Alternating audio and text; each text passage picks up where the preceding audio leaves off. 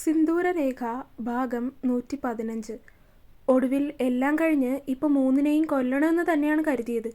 പക്ഷേ ഈ ലോകത്ത് എന്നെ സ്നേഹിക്കുന്ന ഈ 3 പേരുണ്ടല്ലോ, നിങ്ങളെ മറന്നൊന്നും ചെയ്യാൻ തോന്നിയില്ല എനിക്ക്. അതുകൊണ്ട് ബാക്കി കാര്യങ്ങളൊക്കെ സൂര്യൻ കൈകാര്യം ചെയ്യും. അത് പറഞ്ഞ് മനു സ്വയം ഒന്ന് ശ്വാസം വലിച്ചു വിട്ടു.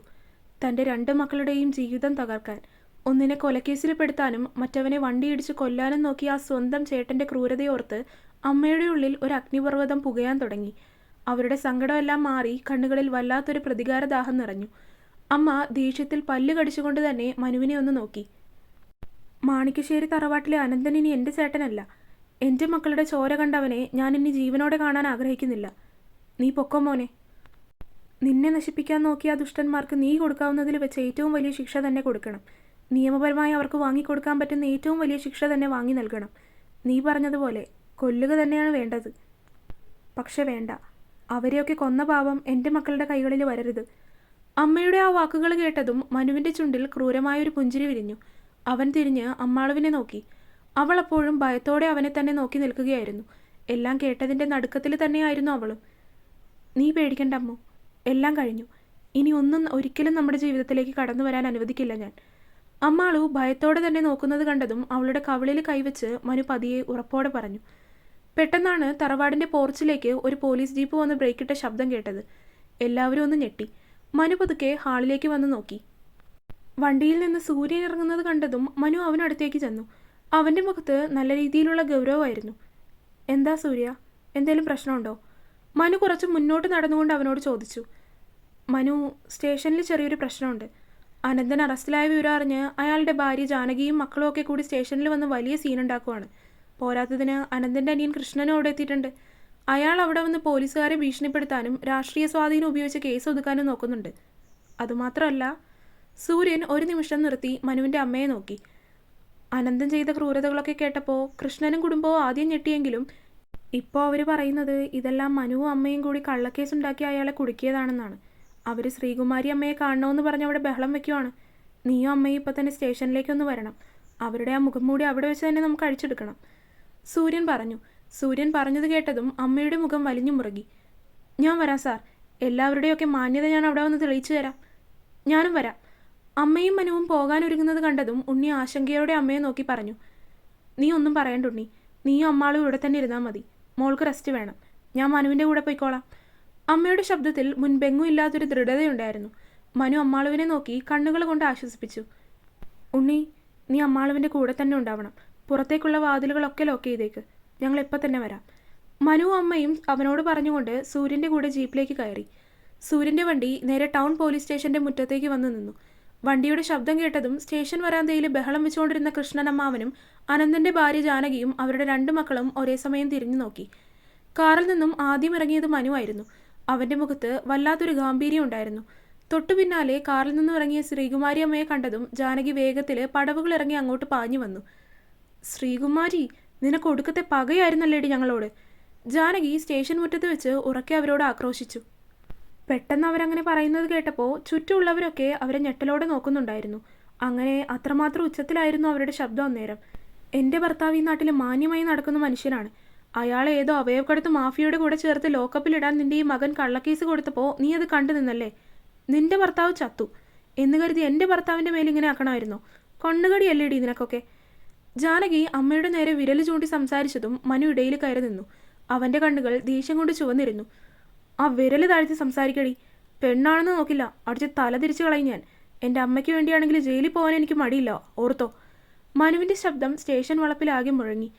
ഇനി എൻ്റെ അമ്മയുടെ നേരെ ഇനി ഒരൊറ്റ വിരൽ പൊങ്ങിയാൽ അത് അവിടെ വെച്ച് ഞാൻ വെട്ടും. നാട്ടിലെ മാന്യതയുടെ മുഖം മൂടിയാണ് ഞാൻ നിൻ്റെ ഭർത്താവ് അകത്ത് എന്തൊക്കെയോ ഒപ്പിച്ചു വെച്ചിരിക്കുന്നതെന്ന് പോയി അന്വേഷിച്ച് നോക്ക്. അപ്പോഴേക്കും സൂര്യൻ അവരുടെ ഇടയിൽ കയറി. മനു, എല്ലാവരും നോക്കുന്നു. Don't make miss here. എന്തുണ്ടെങ്കിലും നമുക്ക് സ്റ്റേഷൻ അകത്ത് വെച്ചാവാം. സൂര്യൻ പറഞ്ഞതും അത് ശരിയാണെന്ന രീതിയിൽ മനു അമ്മയും സ്റ്റേഷൻ അകത്തേക്ക് കയറാൻ തുടങ്ങി. അപ്പോഴേക്കും കൃഷ്ണനമ്മാവൻ അങ്ങോട്ട് നടന്നു വന്നു. നാട്ടിൽ അല്പം രാഷ്ട്രീയ സ്വാധീനമുള്ള അയാൾ തൻ്റെ മുണ്ടിൻ്റെ മടിക്കുത്ത് അഴിച്ചിട്ടുകൊണ്ട് സൂര്യന് മുന്നിലേക്ക് വന്ന് നിന്നു.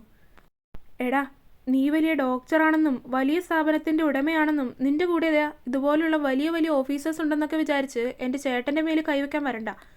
ഈ കേസ് ഇപ്പം തന്നെ ഇവിടെ വെച്ച് തീർത്തോണം. മുകളിൽ നിന്ന് വിളിപ്പിക്കാൻ എനിക്കൊരു മിനിറ്റ് മതി. കൃഷ്ണൻ ഭീഷണി മുഴക്കി. അത് കേട്ടതും സൂര്യൻ ഒന്ന് പുച്ഛിച്ചു ചിരിച്ചു. തൻ്റെ രാഷ്ട്രീയ സ്വാധീനമൊക്കെ മാണിക്കശ്ശേരി തറവാടിൻ്റെ പടിക്ക് പുറത്തു വെച്ചാൽ മതി. എൻ്റെ കയ്യിലിരിക്കുന്നത് ലോഡ് ചെയ്ത റിവോൾവർ മാത്രമല്ല, തൻ്റെ ചേട്ടൻ അനന്തൻ സ്വന്തം കൈപ്പടയിൽ എഴുതി ഒപ്പിട്ട കൺഫെഷൻ സ്റ്റേറ്റ്മെൻറ്റ് കൂടിയാണ്. ഇനി നിങ്ങൾ തലകുത്തി നിന്ന് ശ്രമിച്ചാൽ പോലും അതിനകത്ത് കിടക്കുന്ന ഒരെണ്ണത്തിനെ പോലും വെളിച്ചം കാണിക്കാൻ പറ്റില്ല. പൂട്ടും. ഒരിക്കലും തുറക്കാനാവാത്ത പൂട്ടിട്ട് പൂട്ടും ഞാൻ. പറയുന്നത് സൂര്യശങ്കർ IPS ആണ്. അത് കേട്ടതും കൃഷ്ണനും ജാനകിയും ഒരു നിമിഷം ഞെട്ടിപ്പോയി. വാഗത്തേക്ക്, നിനക്കൊക്കെ നിന്റെ ചേട്ടൻ്റെ യഥാർത്ഥ മുഖം ഞാൻ കാണിച്ചു തരാം. എന്നിട്ട് തീരുമാനിക്ക്, മുകളിലേക്ക് വിളിക്കണോ അതോ താഴേക്ക് കുമ്പിടണോന്ന്. സൂര്യൻ കടുപ്പത്തിൽ തന്നെ പുച്ഛത്തോടെ പറഞ്ഞു. എല്ലാവരും ക്യാബിനിലേക്ക് കയറി. അവിടെ വരുന്ന വലിയ കമ്പ്യൂട്ടർ സ്ക്രീൻ സൂര്യൻ അവർക്ക് നേരെ തിരിച്ചു വെച്ചു. കണ്ടോ, അമേരിക്കയിലെ വലിയൊരു അവയവക്കെടുത്ത് മാഫിയയായി അനന്തൻ നായരും സിറിലും നടത്തിയ കോടികളുടെ ഇടപാടുകളും മെയിലുകളും അക്കൗണ്ട് ഡീറ്റെയിൽസുമാണിത്. വർമ്മ ഹോസ്പിറ്റൽസ് വന്ന് ചികിത്സ നേടിയ പാവപ്പെട്ട രോഗികളെ മനഃപൂർവ്വം മെഡിക്കൽ നെഗ്ലിജൻസ് കാണിച്ച് കൊലപ്പെടുത്തി അവരുടെ അവയവങ്ങൾ വിറ്റ് കാശാക്കിയ മാഫിയയുടെ തലവന്മാരിൽ ഒരാളാണ് ഈ അനന്തൻ. ഇതിനെല്ലാത്തിനും പുറമെ സൂര്യൻ ശ്രീകുമാരി അമ്മയെ ഒന്ന് നോക്കി. കുറച്ചു നാളുകൾക്ക് മുൻപ്, കൃത്യമായി പറഞ്ഞാൽ മാണിക്കശ്ശേരി തറവാട്ടിലെ അമ്പലത്തിലെ ഉത്സവം നടന്ന ആ രാത്രിയിൽ ഡ്യൂട്ടി കഴിഞ്ഞിറങ്ങിയ ഉണ്ണിയെ വണ്ടി ഇടിച്ച് കൊലപ്പെടുത്താൻ ഗുണ്ടകളെ വിട്ടതും ഇതേ അനന്തൻ നായർ തന്നെയാണ്. അതിനുള്ള തെളിവ് ദേ ഈ വീഡിയോ റെക്കോർഡിങ്ങിലുണ്ട്. സൂര്യൻ ഫോണിൽ ഒരു വീഡിയോ പ്ലേ ചെയ്തു. അതിൽ അനന്തനമ്മാവിൻ്റെ ശബ്ദം വ്യക്തമായിരുന്നു. ഉണ്ണിയെ ആക്സിഡൻ്റ് ആക്കാനുള്ള പ്ലാൻ പറയുന്നത് തന്നെ അനന്തനാണ്. ആ ശബ്ദം കേട്ടതും ജാനകിയുടെയും മക്കളുടെയും മുഖമാകെ വിളറി. കൃഷ്ണനമ്മാവൻ വിശ്വസിക്കാൻ കഴിയാതെ കസേരയിലേക്ക് ഇരുന്നു പോയി.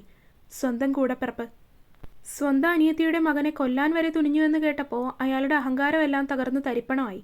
ശ്രീകുമാരി അമ്മ പതുക്കെ മേശപ്പുറത്തിരുന്ന ആ ഫയലുകളിലേക്ക് നോക്കി. പകരം ഒരമ്മയുടെ കനൽപ്പാറുന്ന ക്രോധമാണ് പുറത്തേക്ക് വന്നത്. അവർ പതുക്കെ തിരിഞ്ഞ് ജാനകിയുടെയും അവിടെ തന്നെ ഇരിക്കുന്ന കൃഷ്ണൻ്റെയും മുന്നിലേക്ക് നടന്നു ചെന്നു.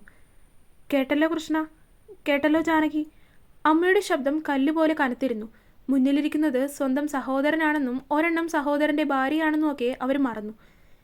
എൻ്റെ ഭർത്താവ് മരിച്ചപ്പോൾ അനാഥരായ എൻ്റെ മക്കളെ നെഞ്ചോട് ചേർത്ത് വളർത്താൻ ഞാൻ അനുഭവിച്ച സങ്കടം നിങ്ങൾക്ക് അറിയില്ലായിരിക്കും. പക്ഷേ എൻ്റെ ഒരു മകൻ്റെ കരിയർ തകർത്ത് അവനെ റേപ്പിസ്റ്റും കൊലയാളിയും ആക്കിയപ്പോൾ, എൻ്റെ കുഞ്ഞിന് നേരെ വണ്ടി കയറ്റി കൊലപ്പെടുത്താൻ നോക്കിയപ്പോൾ, അപ്പോഴൊക്കെ നിങ്ങളുടെ ഈ ചേട്ടന് ഒരൽപ്പം പോലും ദയ തോന്നിയിട്ടില്ലല്ലോ. ഇനി നീയൊക്കെ എനിക്ക് വെറും പട്ടികളാണ്, തെരുവിൽ തെണ്ടി നടക്കും കണക്കുള്ള പട്ടികൾ. ജാനകി പതുക്കെ ശ്രീകുമാരി അമ്മയുടെ കൈകളിൽ പിടിക്കാൻ നോക്കി. ശ്രീകുമാരി, ഞാൻ അറിയാതെ പറ്റിയാണ്. നീ വിചാരിച്ചാൽ ഈ കേസ് മാറ്റാൻ പറ്റും. എൻ്റെ 2 മക്കളുടെ ഭാവി ഓർത്തെങ്കിലും. അറിയാതെ പറ്റിയതോ? കുറച്ചു മുൻപ് പോലും ഈ പോലീസ് സ്റ്റേഷൻ്റെ മുന്നിൽ വെച്ച് പെൺപട്ടി കുരച്ചു വരും കണക്കെൻ്റെ നേർക്ക് ഓരോന്ന് പറഞ്ഞു വന്നതും അറിയാതെ ആയിരുന്നോ? ശ്രീകുമാരി ജാനകിയുടെ കൈ തട്ടി മാറ്റി. അവർ ചോദിച്ചതും ജാനകി കടലാസ് പോലെ വിളറിപ്പോയി. അവരുടെ കണ്ണുനീർ തോരാതെ പെയ്തു. എൻ്റെ മക്കളുടെ ജീവൻ എടുക്കാൻ ശ്രമിച്ചവരോട് ക്ഷമിക്കാൻ ഞാൻ മാണിക്കശ്ശേരിയിലെ ശ്രീകുമാരി അല്ല, എൻ്റെ മക്കളുടെ അമ്മയാണ്. ഈ കേസ് ഞാൻ പിൻവലിക്കില്ല. നിയമപരമായി ഇവർക്ക് വാങ്ങിക്കൊടുക്കാൻ പറ്റുന്ന ഏറ്റവും വലിയ ശിക്ഷ തന്നെ ഞാൻ എൻ്റെ മകനെ കൊണ്ട് വാങ്ങി നൽകും. കൺമുൻപിലിട്ട് കൊല്ലാനൊക്കെ എനിക്കറിയാം, പക്ഷെ വേണ്ട. നിന്റെ ഭർത്താവിൻ്റെ ചോര കൊണ്ട് എൻ്റെ മക്കളുടെ കൈകൾ അശുദ്ധമാക്കാൻ ഞാൻ ആഗ്രഹിക്കുന്നില്ല. മനു ആ കംപ്ലൈൻറ്റ് പേപ്പർ വാങ്ങി മേശപ്പുറത്തേക്ക് വെച്ചു. പേന കയ്യിലെടുത്ത് ഒപ്പിടാനാഞ്ഞതും അവൻ്റെ ഉള്ളിൽ കഴിഞ്ഞ കുറച്ച് നാളുകളായി അനുഭവിച്ച മാനസിക വിഷമങ്ങളും അമ്മാളുവിൻ്റെയും അമ്മയുടെയും ഒക്കെ കണ്ണുനീരും എല്ലാം ഒരു കൊടുങ്കാറ്റായി മാറി പറഞ്ഞു. ഒടുവിൽ വളരെ ദൃഢതയോടെ അവൻ ആ ഒഫീഷ്യൽ പേപ്പറിൽ തൻ്റെ ഒപ്പ് ചാർത്തി. അതിനുശേഷം മനു പതുക്കെ പേന അമ്മയുടെ കയ്യിലേക്ക് കൊടുത്തു. അമ്മ ആ പേപ്പറിലേക്ക് നോക്കി. തങ്ങളെ ഇത്രയും കാലം സ്നേഹം നടിച്ച് ചതിച്ച സ്വന്തം ചോരയാണെന്ന് കരുതിയിട്ടും തൻ്റെ മക്കളെ ഇല്ലാതാക്കാൻ നോക്കിയ അനന്തൻ്റെ മുഖമാണ് ആ നിമിഷം അമ്മയുടെ മനസ്സിലേക്ക് വന്നത്. അമ്മയുടെ കൈകളൊന്നും വിറച്ചെങ്കിലും ഉള്ളിൽ പുകയുന്ന പ്രതികാരത്തിൻ്റെ അഗ്നി ആ വിറയലിനെ മാറ്റിമറിച്ചു. അമ്മ പതുക്കെ മനുവിൻ്റെ ഒപ്പിന് താഴെയായി തൻ്റെ പേരും ഒപ്പും കൃത്യമായി രേഖപ്പെടുത്തി. സർ. അമ്മ ആ പേപ്പറുകൾ സൂര്യൻ്റെ കൈകളിലേക്ക് ഏൽപ്പിക്കുമ്പോൾ അവരുടെ ശബ്ദം കല്ലുപോലെ കനത്തിരുന്നു. ഇത് വെറുമൊരു പരാതിയല്ല. എൻ്റെ മക്കളുടെ ചോര കണ്ട് അവരുടെ ജീവിതം വെച്ച് കളിച്ച ആ ദുഷ്ടന്മാർക്കുള്ള ശിക്ഷയാവണം. ഒരു കാരണവശാലും അവരിനി നിയമത്തിൻ്റെ ഒരു വിടവിലൂടെയും പുറത്തിറങ്ങരുത്. അതിനുള്ള എല്ലാ തെളിവുകളും എൻ്റെ മകൻ താങ്കൾക്ക് തന്നിട്ടുണ്ടല്ലോ. സൂര്യൻ ആ പേപ്പറുകൾ വാങ്ങി ഫയലിലേക്ക് വെച്ച് ഗൗരവത്തോടെ തലയാട്ടി. പേടിക്കണ്ട അമ്മേ. മാണിക്കശ്ശേരി തറവാടിൻ്റെ പേരോ കൃഷ്ണൻ്റെ രാഷ്ട്രീയ സ്വാധീനമോ ഒന്നും ഈ സൂര്യശങ്കർ IPSൻ്റെ മുന്നിൽ വിലപ്പോവില്ല. നോൺ ബെയിലബിൾ വാറണ്ട് പ്രകാരമാണ് അനന്തനെ ഞങ്ങളിപ്പോൾ കസ്റ്റഡിയിലെടുത്തിരിക്കുന്നത്. അതിനി മാറാൻ പോകുന്നില്ല. അനധികൃത അവയവക്കടത്ത്, കൊലപാതക ശ്രമം, ക്രിമിനൽ ഗൂഢാലോചന, കള്ളപ്പണ ഇടപാടുകൾ തുടങ്ങി ജാമ്യം കിട്ടാത്ത വലിയ വകുപ്പുകളാണ് അയാൾക്കെതിരെ ചാർജ് ചെയ്തിരിക്കുന്നത്. നേരം പുലരുമ്പോഴേക്കും കോടതിയിൽ ഹാജരാക്കി അയാളെ നേരെ സെൻട്രൽ ജയിലിലേക്ക് മാറ്റും. ഇനിയൊരു വക്കീൽ വിചാരിച്ചാലും ഇയാളെ പുറത്തിറക്കാൻ കഴിയില്ല. അപ്പോഴേക്കും സ്റ്റേഷൻ്റെ അകത്തെ മുറിയിൽ നിന്നും അനന്തനമ്മാവനെ ഔദ്യോഗികമായി ലോക്കപ്പിലേക്ക് മാറ്റാൻ വേണ്ടി 2 പോലീസുകാർ പുറത്തേക്കിറങ്ങി.